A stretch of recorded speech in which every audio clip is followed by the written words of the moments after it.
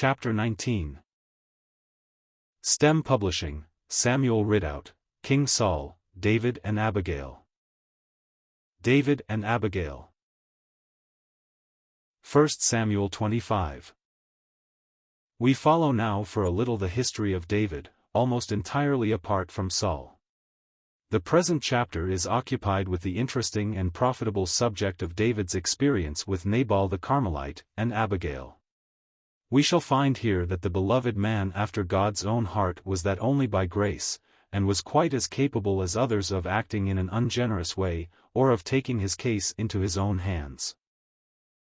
We are first, however, introduced to a scene of mourning in which all Israel shares. Samuel dies, and the whole nation is gathered together at his funeral. Well may they lament that faithful witness who had stood for God during all those years of apostasy and the triumph of the enemy. To write the life of Samuel would be to narrate the history of the times in which he lived, for he formed a large part of those times. How good is the memory of a faithful life! It enters into the helplessness of the nation like the strong framework of a great building which upholds and unites all the other material. His faith and example gave a stimulus to all in whom there was any heart to respond to his faithful warnings. His earnest entreaties, loyal intercessions and unfeigned sorrow were the choicest heritage of the people in the time in which he lived.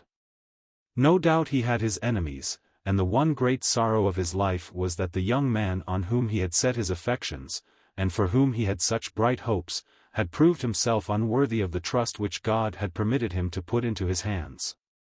It had been his privilege to anoint Saul king. He had witnessed the acclaim of the people when the lot pointed him out as the chosen of the Lord, and had also witnessed, though he had not shared, the exultation of the people in their victory over Ammon. It had been his sad duty, however, to declare to Saul once and again his rejection by God, and, finally, he had been compelled in faithfulness to withdraw from him, and never saw him to exchange words after the great act of disobedience with regard to Amalek. Samuel too had set David apart, and while not as intimately associated with him as he was with Saul, he no doubt followed with keen appreciation every step in his career. The people had abundant cause to remember Samuel with all reverence, and well were it for them had they, even at this date, hearkened to his solemn warnings. With them, as with their descendants of a later day, they were content rather to build the sepulchres of the prophets, to erect memorials to them in celebration of a faithfulness by which they themselves had not profited. With Samuel, however, all is at rest. He is buried at the scene of his home labor, in Ramah, the last station of that circuit which he constantly made, going from place to place to judge Israel. Ramah, the exalted, a fitting place of sepulture for one whose mind and heart were communing with the heavens, and whose hopes would fittingly find their fulfillment there. We do not read whether Saul attended the funeral of Samuel or not. He may have done so. It would have been eminently appropriate, but in the troublous and disjointed times in which he was living, with his own glaring inconsistencies, we cannot be sure whether he would take his place as a mourner at the bier of one who had so faithfully warned him. The death of a prophet is a solemn event in the history of a nation. The righteous perisheth, and no man layeth it to heart. It meant the ceasing of a voice which had always been lifted on the side of right and of God. It meant that the people were cast afresh upon God, and the question was, would they turn to him, or forget the teachings of the departed faithful witness? It is not without significance that the history of David's experience with Nabal and Abigail follows immediately after the death and burial of Samuel. Had the prophetic voice become silent in his own heart, or did he forget the admonitions of the faithful servant of God? If so, it was not, as in the case of Saul, of that permanent character which leaves no hope for repentance, but only a temporary lapse from which he was speedily recovered by the voice of prophecy, uttered, too, by an instrument whom he would little have thought of in that connection.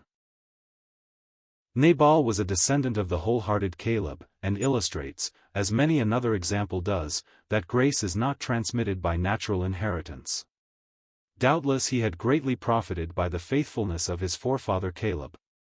A fair heritage was his, and his possessions so abundant that they attracted special attention. The names here seem significant. The general locality was the wilderness of Paran, adornment, which, in connection with Nabal, seems to suggest an outward display which ill-accorded with his spiritual condition. His home is at Maon, a dwelling place, suggesting perhaps the sense of security in earthly things, much like the man in Luke 12, who said, "Soul, thou hast much goods laid up for many years, take thine ease, eat, drink, and be merry." Indeed, God's answer to him, "Thou fool," is a translation of Nabal, which means, folly. His end, too, like that of Nabal, is in solemn contrast with the luxury by which he was surrounded. Carmel, vineyard, would be in line with all this. On the other hand, David, though now rejected, was heir of all this as ruler of the land, and in that sense was in the midst of his own possessions, however, which he could not then enjoy, as it was the time of his rejection.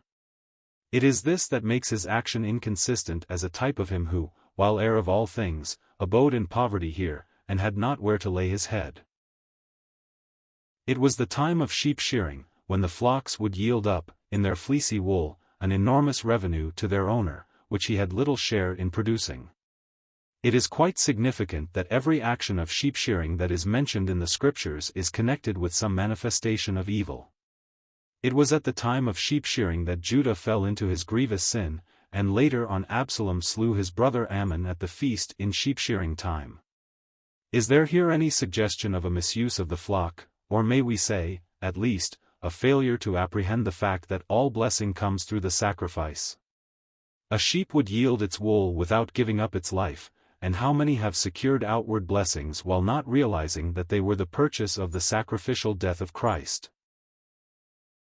It seems to have been an occasion of feasting, and David would take advantage of it to replenish his scanty larder, and sends out an appeal to one who lived in affluence to remember those who had scarcely their daily bread. While hiding in the neighborhood where Nabal kept his flocks, David and his men had not trespassed upon his rights. On the contrary, the men had acted as a wall to protect his flocks from attacks of savage beasts, and still more savage men. David thus makes a frank appeal for recognition by Nabal. Would he not give him a small portion of that which he had in such abundance? Applying this briefly in a spiritual way, how has the world imitated Nabal in his churlish refusal of David's request? It too has its sheep shearing, its time of gathering in rich results to which it has contributed little or nothing. It has not realized that every temporal mercy enjoyed is the purchase of the death of Christ, and that he has been their unseen protector and provider. He makes his claim, not a harsh nor an unjust one, that of their abundance they give freely to him. We are not dwelling, of course, upon the truth of the gospel. In that, no claim is made upon the sinner.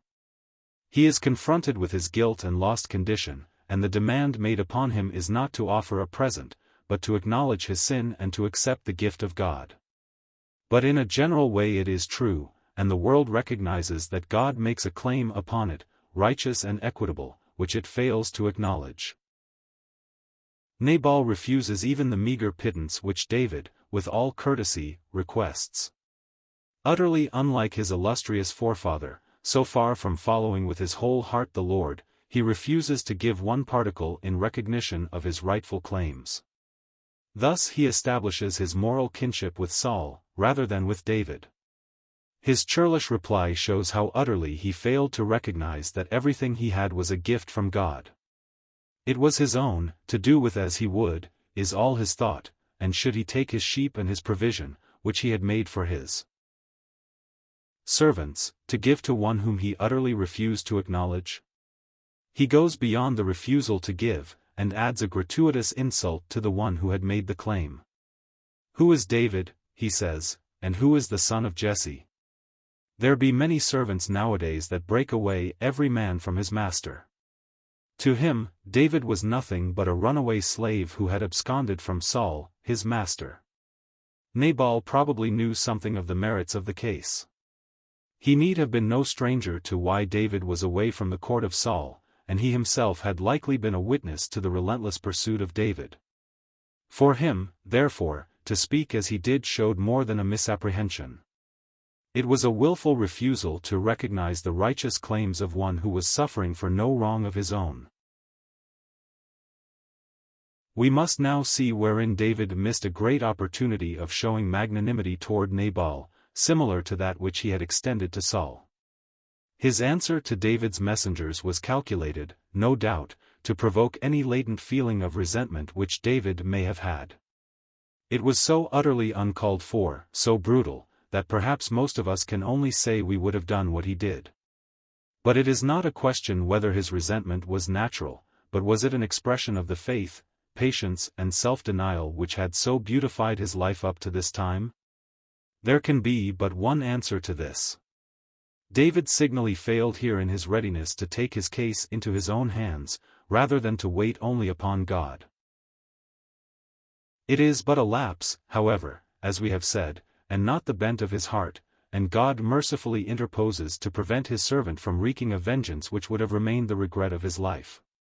The instrument, too, chosen of God is striking, Abigail, the wife of Nabal. Often has God used the lips of a woman to recall his people back to the path of faith and obedience. Abigail acts most beautifully, and offers many suggestive hints of other truths. She does not consult with her drunken lord as to what is to be done, but quickly takes those things which David had requested, and brings them to him. When she meets him, she takes the attitude of a suppliant, and, as if she herself had committed trespass against David, confesses it. She acknowledges that her husband but answers to his name, fool, and had acted as the fool ever does, in selfishness and utter forgetfulness of higher claims. She would, on the other hand, assume his guilt as her own, and, with confession of that, casts herself upon the mercy of David, "Forgive the trespass of thy handmaid." Most delicately does she remind David of the danger into which he had fallen, of taking vengeance, and, as she looks forward to the time of his future kingdom, reminds him that it would be no regret, in that day, that he had not shed blood causelessly, nor avenged himself. In this connection, she goes on to own him fully as the anointed of the Lord. She recognizes that the Lord would make him a sure house in contrast to the crumbling one of Saul, or even that of Nabal. She confesses his prowess had been shown in fighting the Lord's battles, and owns, too, his innocence of all the charges made against him. She characterizes King Saul's course in an unmistakable way. "A man is risen to pursue thee, and to seek thy soul," and in view of all the dangers to which he had been, and was, exposed, she declares that his soul shall be bound in the bundle of life with the Lord, while his enemies will be cast away from that holy presence. There may be an allusion, too, in the sling, to David's victory over Goliath. All this needs little comment. It is the full reversal of Nabal's insult, and reminds us of that confession of the thief upon the cross, who rebuked the railing of the other malefactor, confessing that "this man hath done nothing amiss," and casting himself upon the mercy of the Lord when he shall come in his kingdom. The cloud passes from David. Gladly does he recognize the mercy of the Lord in having spared him from the shame of his own course. Again he relinquishes his interests into the only capable hands, and refrains from taking vengeance. A few days are sufficient to show there is never need for one to avenge himself. God smites Nabal, and in hopeless gloom his lamp of life goes out. When Abigail is thus released by death from the chain of such an alliance, David brings her into his own household, and associates her with himself. It may suggest, typically, the church composed of those sinners who have recognized our Lord in the time of his rejection, and who, set free from the bond age of sin, are brought into bridal relationship with the Lord in glory. The chapter closes with another reminder of the lawlessness of Saul. He had taken his daughter Michal, whom he had given to David as wife, and given her to another. Truly the flesh tramples upon everything that is sacred, whether human or divine.